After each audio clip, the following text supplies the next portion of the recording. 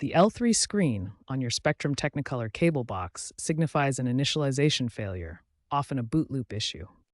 This happens when the box can't fully load its software, usually due to corrupted firmware or a weak signal. Think of it as your cable box getting stuck during its startup process.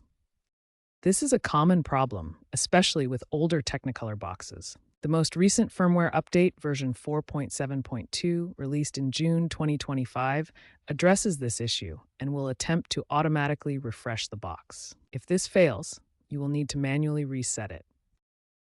First, power cycle the box, unplug it for 60 seconds, then plug it back in. This often resolves the issue. Check your cable connections for any looseness or damage. Ensure the cable box is well ventilated, and make sure no other electronics are interfering. Spectrum also recommends using the My Spectrum app to run diagnostics and initiate a guided reboot. For persistent issues, a factory reset using the reset button on the back of the box might be necessary. Be aware that EMI interference from 5G networks can be a factor, especially if you live in an urban area. If problems persist, contact Spectrum support at 1-800-892-4357 for assistance or a box replacement, especially if your box is older than 5 years.